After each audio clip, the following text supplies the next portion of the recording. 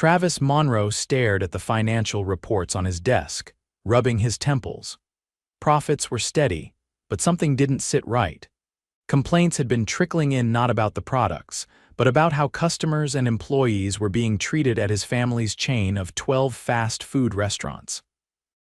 Employees quitting without notice, customers saying the service was cold and unwelcoming, and one particularly troubling story about a young worker who had been struggling to pay rent, but was docked pay over a minor scheduling mix-up.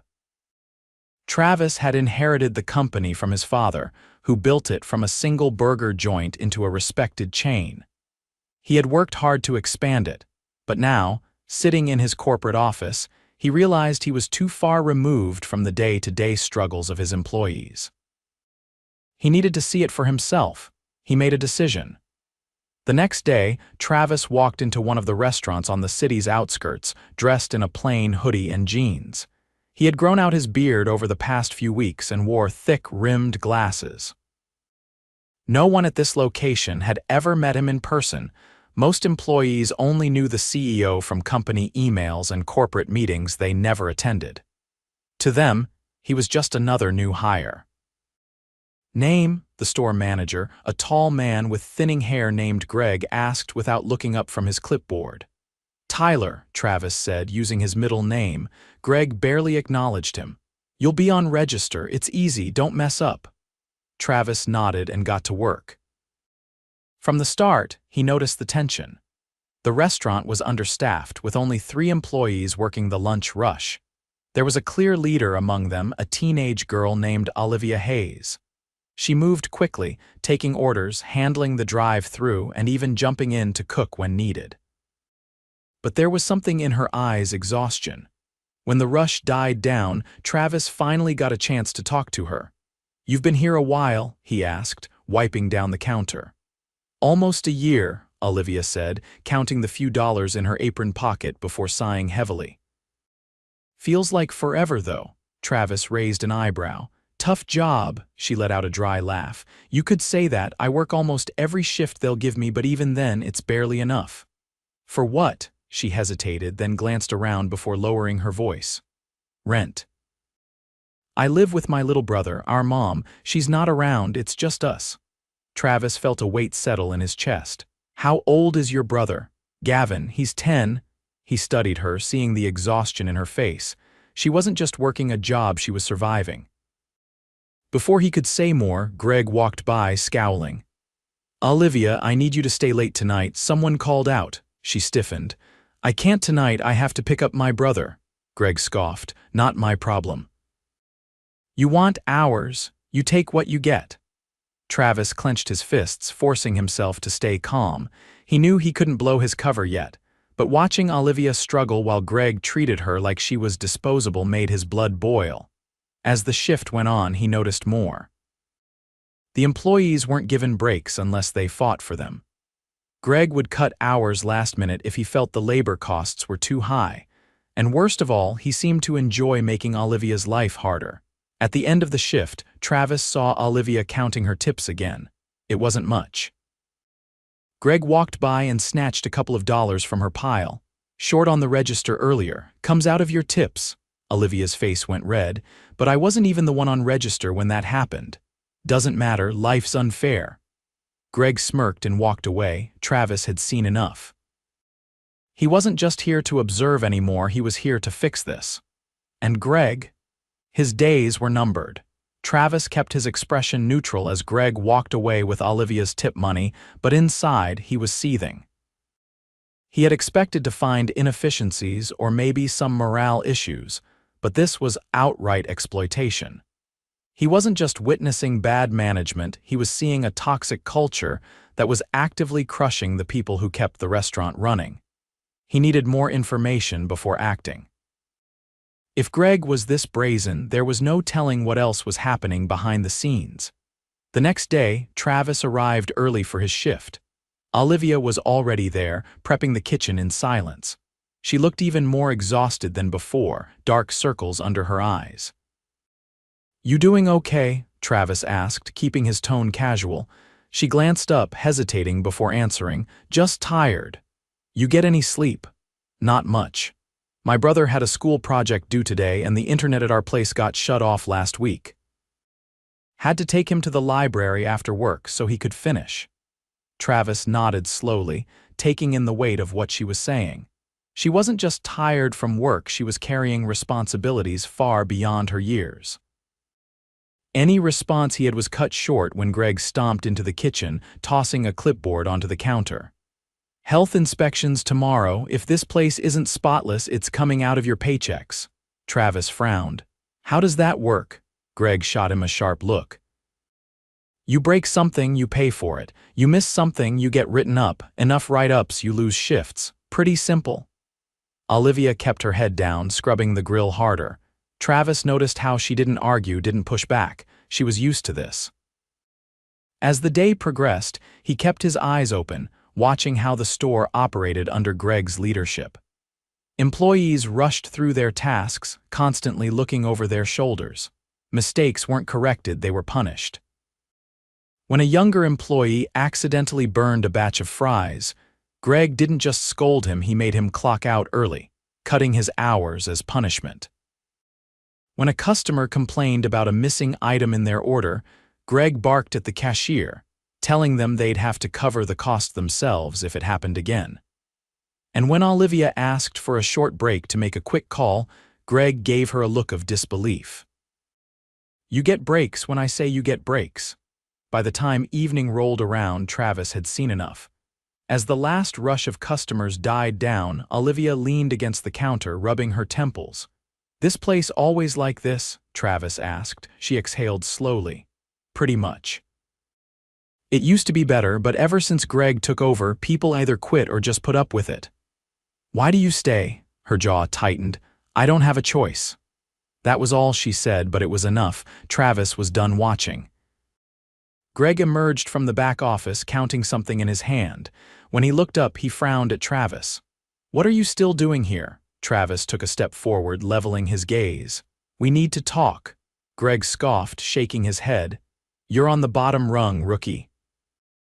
You don't get to demand conversations. Travis pulled off his glasses and straightened his posture. His voice, calm but firm, cut through the room. I'm Travis Monroe. The blood drained from Greg's face. The room, which had been filled with the usual sounds of closing duties, fell into dead silence. Olivia's eyes widened as she looked between them. Greg let out a short, nervous laugh. That's a good one. Travis didn't blink. You know what's not a joke? Stealing from your employees. Threatening them, cutting their hours as punishment, violating labor laws. Greg shifted uneasily. I've been here long enough to see exactly how you run this store. Travis's voice never rose, but the authority in it was unmistakable. You're done. Greg's mouth opened and closed, but no words came out. Travis turned to Olivia and the other employees. From this moment forward, things are going to change. No more stolen wages. No more intimidation. No more treating people like they're disposable. Olivia watched him carefully, as if trying to decide whether to believe him. Greg finally found his voice. You can't just, yes, I can. Travis cut him off. You're fired. Effective immediately. Greg's face twisted in anger, but he wasn't in control anymore. He stormed out, muttering under his breath, but no one stopped him. Travis turned back to Olivia. You're the hardest worker in this place. You deserve better than this. Her throat bobbed as she swallowed hard. We all do, Travis nodded. And that's exactly what's going to happen. Greg was gone. The door swung shut behind him, leaving a silence heavier than the chaos of the day. Olivia stood near the counter, arms crossed tightly, her expression unreadable. The other employees lingered, exchanging uncertain glances. Travis turned to them, sensing the unspoken question hanging in the air. Starting now, this place is going to run differently, he said, steady but firm. You all have been working under the worst kind of leadership, and I take responsibility for that. It shouldn't have taken me going undercover to see what was happening, but I see it now, and I won't ignore it. A young employee with a nervous posture hesitated before stepping forward. Does that mean we're getting a new manager? Travis nodded. Yes, but not just anyone, someone who actually respects the work you do. His eyes landed on Olivia. She blinked, stiffening slightly. Wait, what? You know this store better than anyone. You've been holding it together when no one else would. I'm offering you the assistant manager position effective immediately. Her brow furrowed, and she glanced at the others as if expecting to be the punchline of some elaborate joke. You're serious. Completely. She let out a breath, shaking her head. But I don't have experience managing people. I've never done anything like that. You've already been doing it, Travis countered. Every time you pick up the slack, every time you solve problems Greg ignored, every time you keep this place moving despite everything working against you, that's leadership. The title just makes it official. She hesitated, shifting her weight. What about my hours? I still need them, and my brother, you'll have a stable schedule, Travis assured her. No more last-minute cuts, no more unpaid hours, and you'll be paid what you're worth. Something flickered in her expression, hope maybe, but buried under layers of hesitation. I don't want this to be some temporary fix. I've seen things change for a week, maybe two, then go right back to how they were. Travis understood the doubt. One decision wasn't enough to undo months, years of mistreatment. This isn't about a quick fix. It's about making sure this company never operates like that again. I'm not just changing things here, I'm reviewing every store. What happened under Greg won't happen anywhere else. The employees exchanged looks, the weight of his words sinking in. Finally, Olivia exhaled. I'll do it. But only if you mean what you're saying. Travis extended his hand. I do. She shook it, her grip firm despite the uncertainty still lingering in her eyes. With that, the rest of the employees began to relax, conversations picking up again. The tension that had hung over the store for so long started to lift. But Travis wasn't done. He pulled out his phone and made a call. Within minutes, a regional manager arrived, a woman named Dana who had been with the company for years. She was sharp, no nonsense, and most importantly, she was someone Travis trusted. Dana's going to help with the transition, Travis explained. She'll oversee everything while we get things in place. Dana wasted no time, pulling Olivia aside and talking her through the next steps. Meanwhile, Travis turned his attention to the employees still watching him, waiting for whatever came next. Anyone who was shorted wages under Greg will be reimbursed, he said. And if any of you have concerns, things that need to change, now's the time to speak up. For the first time since he arrived, people actually looked hopeful. One by one, they began voicing concerns: short staffing, broken equipment that had been ignored, unfair scheduling practices. Travis took in every word, making notes. By the time the conversation wrapped up, there was something in the air that hadn't been there before: relief. As the employees returned to their closing duties, Olivia approached him again, arms still crossed but her expression softer. You didn't have to step in like this, she said. Most people at the top wouldn't have cared. Travis met her gaze. They should, and from now on I will. For the first time since he met her, she smiled. Not big, not flashy, just a small, tired but real smile, and that was enough. Travis leaned against the counter as the last employees finished their closing tasks. The atmosphere of the restaurant had shifted, tension had loosened, though uncertainty still lingered. Change had begun, but trust wouldn't be rebuilt overnight. Dana stood near the back, reviewing the store's records. She had already identified multiple wage violations, scheduling inconsistencies, and maintenance issues that had been ignored. Olivia remained by the register, quietly observing everything, as if unsure whether to believe it was real. Travis turned to her. Starting tomorrow, you'll go through proper management training. I don't expect you to know everything right away, but I want you to have the tools to do this job right. She hesitated, then nodded. What about the others? The ones who had their pay cut or lost shifts for no reason. They'll be taken care of. Every employee affected will get what they're owed, he said. And we'll be reviewing all the locations to make sure this wasn't happening elsewhere. She ran a hand through her hair, exhaling. I don't get why you're doing this. Most people in your position wouldn't care. Travis met her gaze.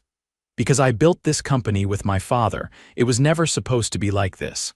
Somewhere along the way, I lost sight of what was happening on the ground. That's on me. She studied him for a moment before responding. So what happens now? Now we make sure this never happens again. Dana stepped forward, setting down her clipboard. We're also restructuring how management is chosen. No more hiring people who only care about cutting costs. We need leaders, not enforcers, Travis nodded. And that means promoting from within when possible, people who actually know the job, who care about the people working beside them. Olivia looked down, processing everything. I want to do this right. But I don't want to be like Greg. You won't be, Travis assured her, because you actually care about the people here. That's what makes the difference. She nodded slowly, her fingers tapping against the counter. I guess I should start figuring out how to do schedules properly then. Dana smiled slightly. We'll train you on that, but first you should go home. You've done enough for today. Olivia hesitated, then nodded. All right, but I'll be back early. Travis watched as she grabbed her bag and headed for the door. She paused before stepping outside, glancing back at the restaurant as if seeing it in a new light. Then she left. Dana turned to Travis. You really meant it when you said you were going to fix this, didn't you? Every word, he said. This isn't just about one store. It's about making sure this company reflects what it was always supposed to be. She nodded. It's going to take time, but if we do it right, it'll stick, Travis exhaled. Then we better get started. Over the next few weeks, major changes swept through the company. Every store underwent a full audit, and multiple managers were removed for similar behavior to Greg's. Employee complaints were taken seriously for the first time in years. Olivia adjusted to her new role quickly, proving that Travis had made the right decision. She wasn't just keeping the store running, she was making it better. Employees who had once dreaded their shifts now had a reason to stay. One afternoon, Travis returned to the restaurant, this time without the disguise. Olivia was behind the counter, training a new hire. She looked up and spotted him, giving a small nod before turning back to her task. The tired, defeated expression she once carried had faded. As he stepped inside, he overheard her giving instructions to her team. Her voice was steady, confident. Travis smiled. Change had begun. And this time, it was real. Travis stepped out of his car and into the parking lot of the restaurant. It had been 3 weeks since Greg was fired, and he had intentionally given Olivia time to settle into her new role before checking in.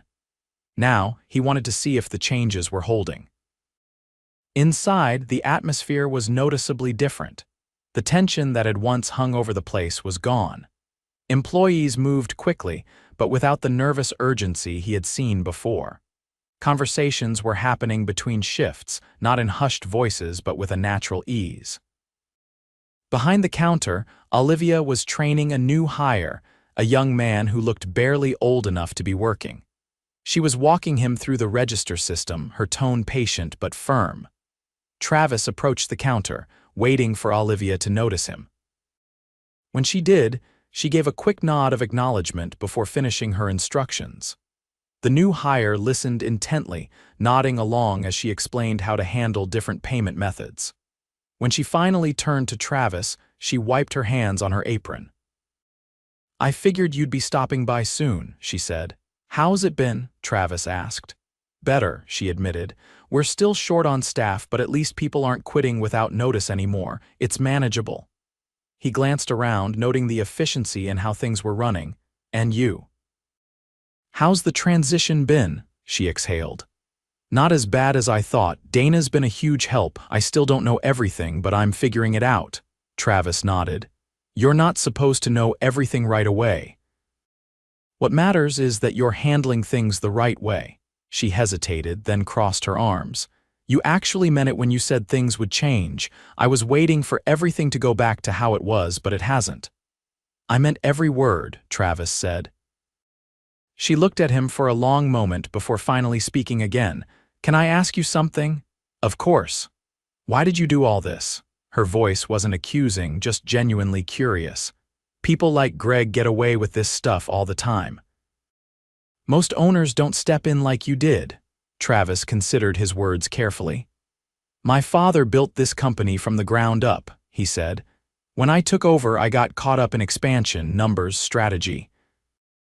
I thought I was doing the right thing by focusing on growth, but I stopped paying attention to the people keeping everything running. That was a mistake. Olivia listened intently. I didn't want this company to be just another job people hated coming to, he continued.